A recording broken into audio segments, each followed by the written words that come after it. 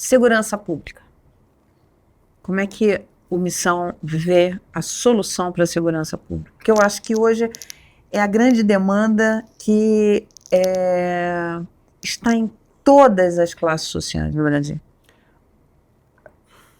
Assim, esse tema é muito central pra gente. Esse tema é muito importante. Para mim, a questão, não só para mim, para a missão, é uma questão fundacional. Ou seja, resolver a questão da segurança pública no Brasil é a fundação de um país com cidadania. E por mais que as pessoas, quando vão falar em cidadania, elas estão falando de direitos humanos e tal, o direito de viver é um dos primeiros direitos, são direitos fundamentais e não é garantido, especialmente aos mais pobres. Há no Brasil uma coisa anômala, que é a ocupação dos territórios brasileiros por parte do crime organizado. A gente tem coisa de pelo menos 20 milhões de brasileiros que vivem diretamente sob o comando do crime. E o ato fundacional de um governo da missão, que seria um ato fundacional de um Brasil diferente, é a destruição completa do crime organizado, a prisão e, se em combate, morte dos líderes do crime organizado. É a imposição de uma legislação muito dura e de caráter muito punitivo para o cometimento de crimes violentos.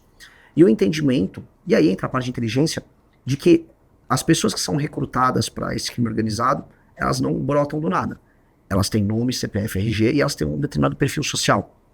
O homem que comete o crime violento é um homem jovem, em geral de 15 a 25 anos, oriundo de famílias em geral desconstruídas. Você tem uma prevalência de famílias monoparentais, só com a mãe, com os jovens que cometem crime, né? Coisa de 70% a 80%. E mais, com a mudança demográfica do formato das famílias, as famílias monoparentais estão aumentando.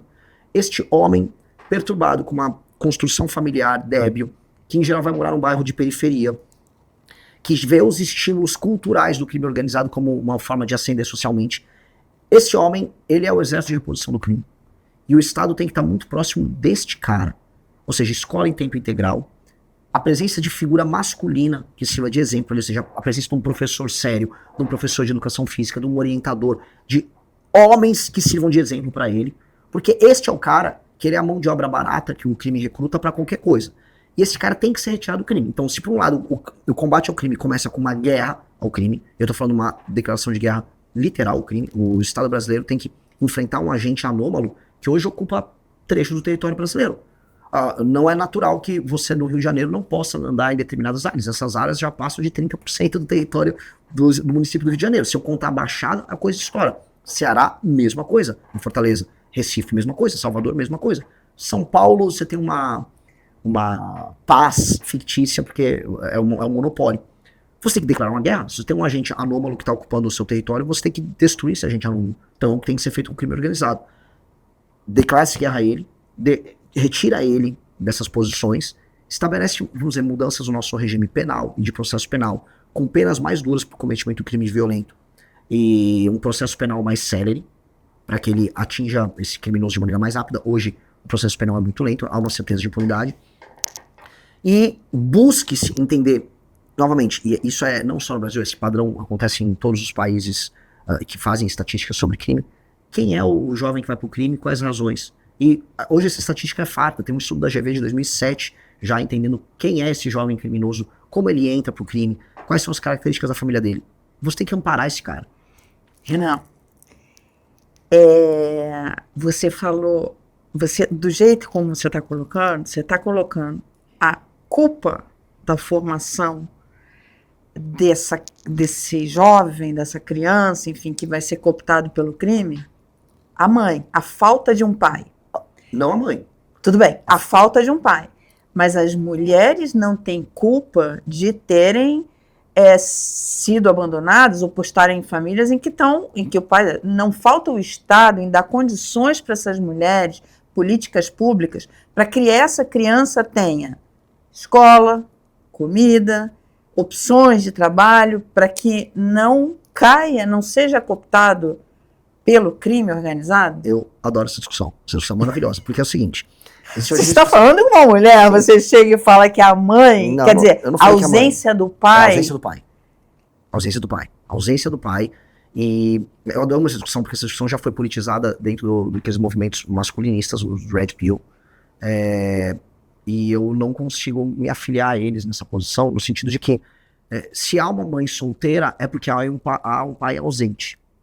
E, naturalmente, não é todo filho de mãe solteira que vai parar no crime. Mas o rapaz que vai parar no crime é filho de uma mãe solteira. A mãe é solteira porque o pai não está presente. E o principal problema é a falta de presença masculina. Olha, a mãe e o pai podem se divorciar e o pai tem uma relação saudável com o filho. No geral, esse menino problemático, não há presença masculina na casa ou um convívio masculino para ter um espelho de um homem que tem um determinado tipo de comportamento que esse jovem vai falar, essa aqui é a minha referência. Isso gera um garoto problemático. E essa correlação existe não só aqui, mas no mundo desenvolvido. Esse padrão se dá também nos Estados Unidos, e curiosamente os Estados Unidos, dos anos 60 em diante, adotou, vamos dizer, políticas de assistência para populações marginalizadas e mais pobres, em que tem mães solteiras, e não foi isso que resolveu o problema. Esse problema ele persiste até hoje. Porque o jovem com os problemas psicológicos, sem esse acompanhamento, ele realmente fica refém no momento da construção da identidade dele, que tem na adolescência até o início da fase adulta, ele vai procurar referência em outro tipo de figura de liderança. Esse tipo de figura de liderança e esse tipo de status social que ele vai obter, culturalmente ele vai encontrar em atividades fáceis, porque você tem outras correlações. Esse jovem, novamente, filho de uma família problemática, ele tem um desempenho escolar mais fraco. Ele apresenta nos testes, nos Estados Unidos você tem o SAT, que você consegue medir o desempenho escolar de todo mundo. Ele tem notas piores no SAT. Então, a vida desse rapaz que não tem a presença paterna presente, ela é deficitária em quase todas as áreas. Então, o Estado tem que estar muito próximo dele. E o tipo de papel que o Estado tem que ter não é só, beleza, você vai ter uma escola como meio. Hoje a Constituição garante isso, né? O cara tem acesso à educação, saúde, mas ele tem que ter um acompanhamento psicológico, no sentido de quase ter um modelo de figura masculina. E esse tipo de atuação não adianta a gente fugir. As estatísticas elas estão muito do lado de cá. E as mulheres que são cooptadas pelo crime? Assim, elas não cometem os crimes violentos que os homens cometem.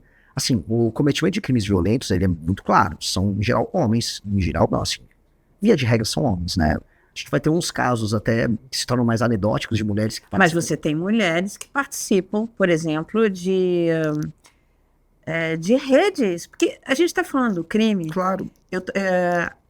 O crime, eu estou falando do crime organizado. Sim.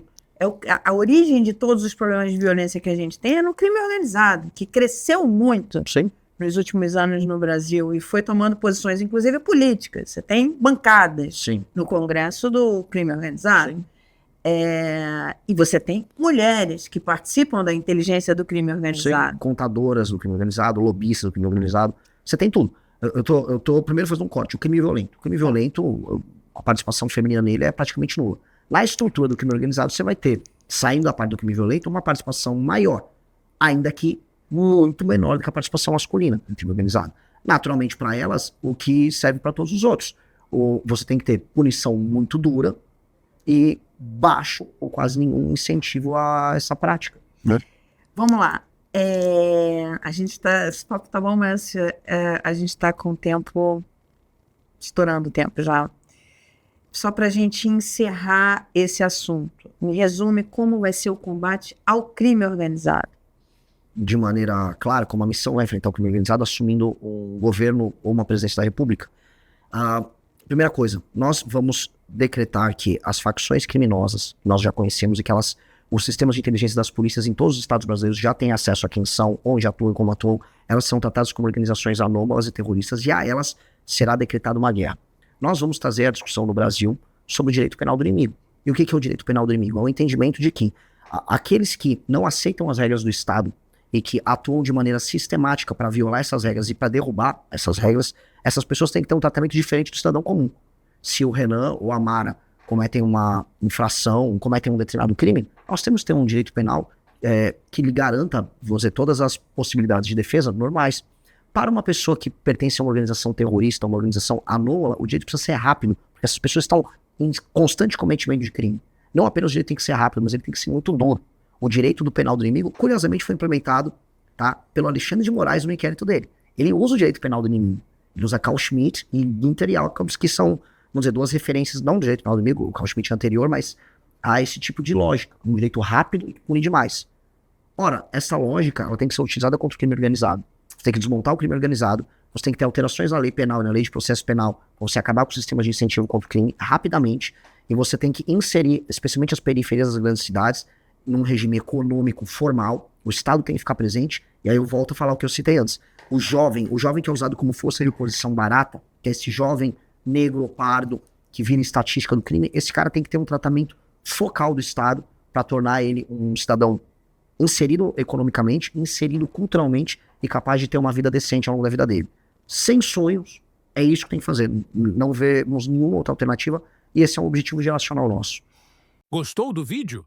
Para mais vídeos como esse, se inscreva no canal Inevitável Cortes, deixe o like, comente abaixo o que achou, vire membro do canal por apenas R$ 3,99 e tenha acesso a benefícios exclusivos. Te vejo no próximo vídeo.